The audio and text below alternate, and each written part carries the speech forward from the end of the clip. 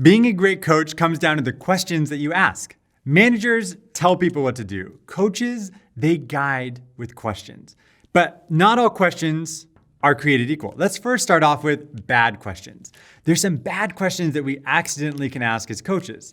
The most common one that we hear is, does that make sense? Whenever you ask that question, what is the answer that you get 99% of the time? Yes, that makes sense. Because a no implies two things. Either the person asking the question wasn't very clear, but I don't want to make them feel bad. Or worse, I don't really understand what's going on, but I don't want to announce it to them or my team. So I'll just assume that I'll figure it out later with context. So I'll say yes. So I get a lot of false positives. Therefore, that question is not a very effective question.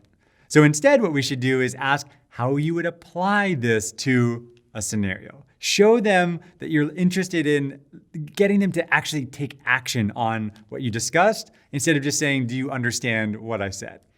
The second mistake that we can have is trying to just basically ask a question that's another way of giving advice and telling them what to do.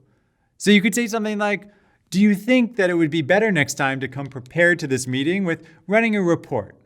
Or won't it be better next time to write down your questions before jumping on a discovery call? Now, of course, it's a leading question, and you're just basically telling them what you want them to do. So both of these questions end up being ineffective as a coach. Instead, we need to structure our questions that get them to think in the right direction. So here's how to ask great questions. Whenever you're setting up a coaching session, you want your team to be influenced to think different.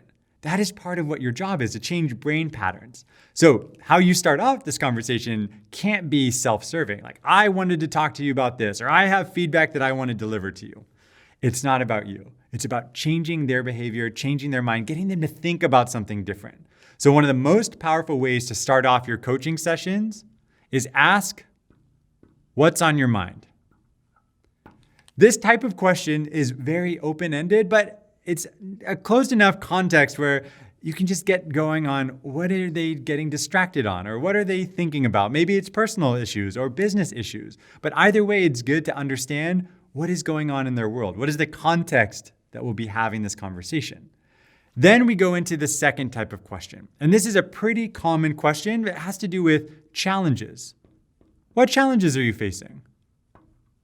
Now, most people, when confronted with challenges, will blame outsiders. So I also want you to consider following up that question with, what challenges are there for you? Or what is the real challenge there for you? And it gets people to be a little bit more self-reflective. Think internally about what is going on, what they should improve on. Another great question to follow up with this, so you do less talking and get them to think a little bit differently, is simply ask, what else? It gets people to go on a pattern, start thinking about things in a little bit different direction. And it's a different question than, is there anything else? Which is a closed-ended question because they could say yes, no to that. But what else is open-ended? It gets people to think about other things and almost imply that there should be other things. I also now want to go back to a common bad question to ask. And this one, you have to be sensitive to. It's one of those questions that I don't want you to never ask. I just want you to be conscious of when you ask it. And that question is any question that starts off with why. Especially when you're trying to be constructive with your feedback, a why question causes people to be defensive. Why didn't you show up to that meeting without a report? Why didn't you prepare your questions before this last one? The answers you get to that cause people to be defensive. So instead, if you start off with what or how, it tends to feel a little bit more like you're on the same side of the table as them. There's other questions that you should evoke as you go through, and I want you to experiment with the type of answers that you want to get. But at the end of your coaching session, a really powerful question to make sure that this doesn't feel like a floofy conversation is to ask a question that causes them to be self-reflective. If you're having a challenging conversation, sometimes you ask them a question like, what did you learn today? And if you didn't get along, that they might come back to you and say, I learned nothing from you today, Dan.